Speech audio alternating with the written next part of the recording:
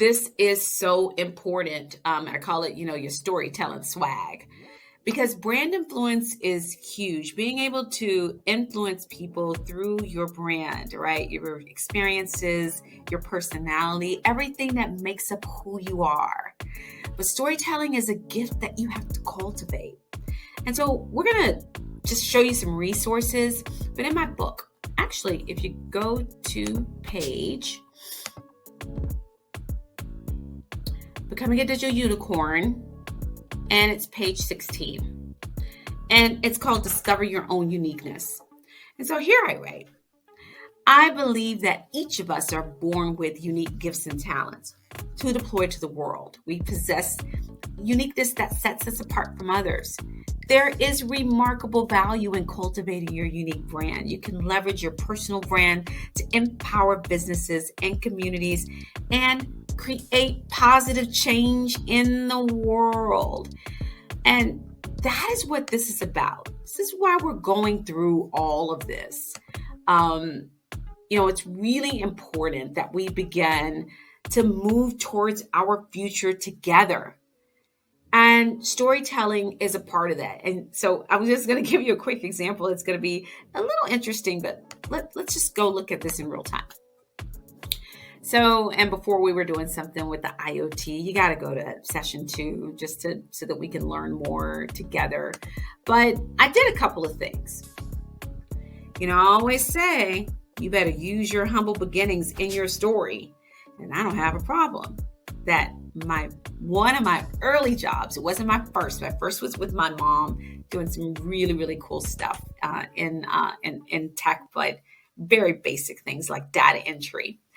But then I needed to go into the world to go make a little bit more money. So, because I was doing pro bono stuff for mom, but I was learning. So it was an exchange. I help her. She gives me new skills. You know how it works. And so McDonald's, Little Caesars, the grocery store bagging groceries. We forget that's part of skill stacking. And I'm going to show you how. Sometimes people come to me and like, Miss Treese, I work for McDonald's. That was like no big deal. It was fast food. I'm like, You didn't just work for McDonald's. I said, go and look up the statistics of McDonald's. Just go look at the basic stats. 25 million people a day are fed, which is 7.5% of the population. And if we look at the numbers in the market, right? Look at this. Their market share in the global fast food segment, 21% of the market, right? If we go look at the industry altogether, so then we say food and restaurant industry market stats. I'll say 2022 because it's where we are. All right. And so then what that takes us is this, the forecast. You work for McDonald's, or did you used to work for McDonald's? Well, you better write this down that you worked for an $898 billion industry. That was the sales. Yeah. So this is not about you working at McDonald's. Here's your story. Your story is that you started your career in the food and restaurant industry, which is does almost $1 trillion in sales. But we're talking about a multi-billion-dollar industry where you served customers, you analyzed their needs, you predicted what they potentially would want based on the look in their eyes when they look up at the menu. And so you had to anticipate the customer's needs. That's a skill. You had to be empathetic when things didn't go well and they needed a person to come in, so you provided customer service. Let me tell you something. Leverage every opportunity. I see people sneering their nose up at the restaurant industry, or sneering their nose up, at some of these other roles and jobs in hotel industry. I will tell anyone that even when I think about the people that serve us whenever we're at hotels, we don't look at them as, housekeeping, just housekeeping. There's so much more. You know, they have to take a look at what's going on in the room around them, and being able to have a unique, special eye to be able to deliver delightful experiences to customers. So whether that's the way they make the bed, they take the time and care to immerse themselves in hands-on activities to make sure that I, as the customer, have a delightful experience. Telling stories, everyone. And everyone in this world has a role. You know, I was telling a landscaper who says that, during the pandemic, he had mostly elderly customers who had a hard time, and other customers who had a hard time paying, and so he had built up a certain segment, and people fell on rough times. And so for him, it was about going deep, doing the research, really starting to understand what's happening in the world around him. And so then what I did was let him and said, okay, great. You are a landscaper.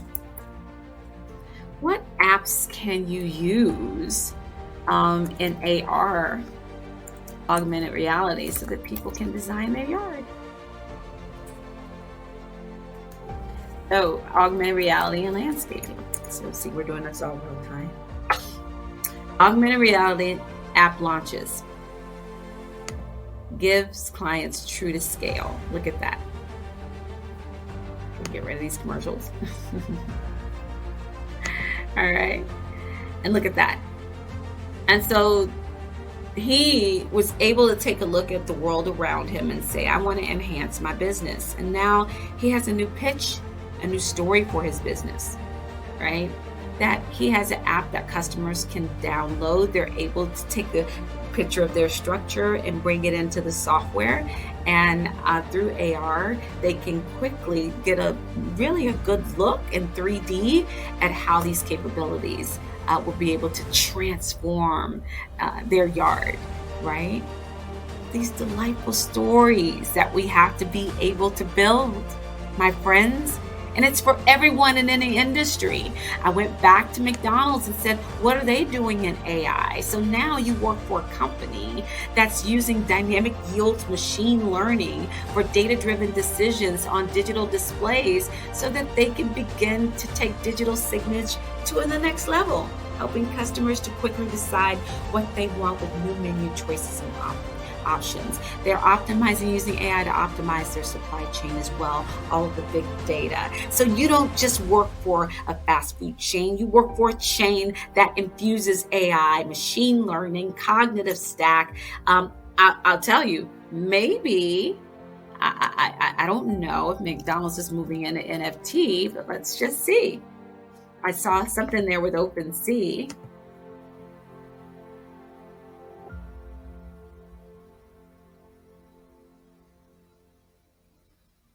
So here, let's just take a look and see McDonald's NFT, okay?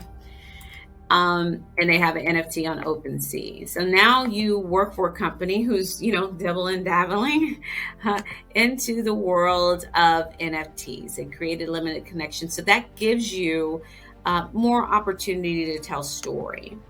And so this is really important. In fact, I'm going to go through one more thing because I think it's really important that you also understand where can you go learn and understand how to become a better storyteller. And so again, one of the places that I always start just to see what other is doing is business storytelling. And I go look and see what others are talking about. Udemy has a storytelling for business, and then they have a, something there on it. Young lady who I did get a chance to see this, but it's a TED Talk, a TEDx on business storytelling. And so there's so much opportunity for you to be able to hear the basics. What is business storytelling, right? And it's a video seminar to be able to take you through this step by step. And so really there are big opportunities. If I also go to and write in business storytelling template.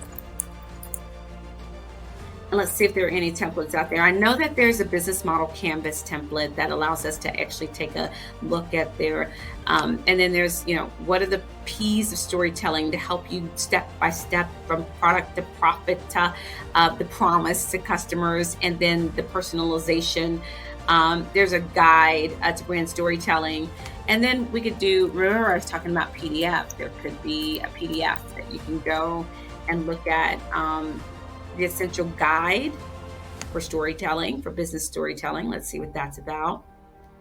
And so here, in this, it's being able to storytelling guide for business that was published by Wiley Publishers. So this is stories for presentation, values, personal brand coaching. This is incredible. This is incredible. And again, there's so much out here that you all can take advantage of. I just get excited to understand how it is that we can begin to skill stack, really being able to, from design thinking. That's the other thing that I really wanted you to go and take a look at. So that's another thing to put in your skills wheelhouse. Again, you're not going to do everything. There's so many skills. Our goal is to get to 200 skills over the next few years, but we're going to keep moving, keep going, or maybe 100 skills over the next few years. But then when we put design thinking and PDF, and then see, here's design thinking process guide. And let's take a look at that. The D School, I love that. That's part of Stanford. And so there are really cool things on what does it mean? How do you do it? Ideation, how do you do that? So all of these amazing hacks that you can do along, with friends. You can get on a journey, with, just get on a roadmap for yourself. But guess what? At the end of the day, you have so many resources at your fingertip, right? Human-centered design is another one. Systems thinking is a big one for me. Systems thinking, and I'm just going to go after the PDF again. Remember, I always talk about I go after PDFs because it allows us to get just real guides. And so ResearchGate I love ResearchGate, by the way. And so you're able to sign up and then get real researched papers on what all of this is. But systems thinking is super huge. And there's a research paper there. And then let's see, ResearchGate intro. Here's a beginner guide. And so again, all of these things are available. The key is being able to Google or Bing what it is that the skill that you want to go after. I would say, remember earlier I talked about business process reengineering and modeling and mapping. Program project management, introduce yourself to some of the governance frameworks like ITIL, some of the ones that I showed you earlier. Let's actually go back to my CV. And you'll even see here that I have, these years of being able to do digital transformation, project management. There's the governance, the COVID. Across all these industries, but design thinking has been a huge part of my career, getting certifications in that. So if I just navigate to design, even the Fuego BPM designer, I was trained in that super early on. Design thinking, technical architectures, because architectures require a certain way that we can go in and design underlying frameworks for all of that. So all of these things you'll see at one of my CTO architecture, design strategies, design thinking. Design has been a part of practically every role that I've been a part of. And so really want you to get that storytelling down, design thinking, take those courses. Feel free to make comments, right? I just think it's awesome when we can all come together. I want to know where you are in your journey. That's important to me. And we're just going to wrap up here. So the 3 things, and I think I wrote it here. Narrow your path, discipline your path. okay? Skill stacking, increase your skills, right? And then become an amazing and phenomenal storyteller. You have all of the things that you need in order to be successful with all of this. I am so grateful that we had this time today. You all are amazing. Keep going. Don't stop. This is the season as we move to digitization, as we move and really become smarter intelligence around us, right? Machine intelligence. But it's meeting our human ingenuity, and together there are amazing, incredible things we can do when you unlock your gifts, your vision, your passion in a digital world. So keep going, get the book. I'm super excited, Becoming a Digital Unicorn. We're going to stay the course and continue this journey in our next masterclass. So have an awesome one, everyone. Leave comments and let me know how you're doing. All right. I really do care about that. We'll talk soon. Bye-bye.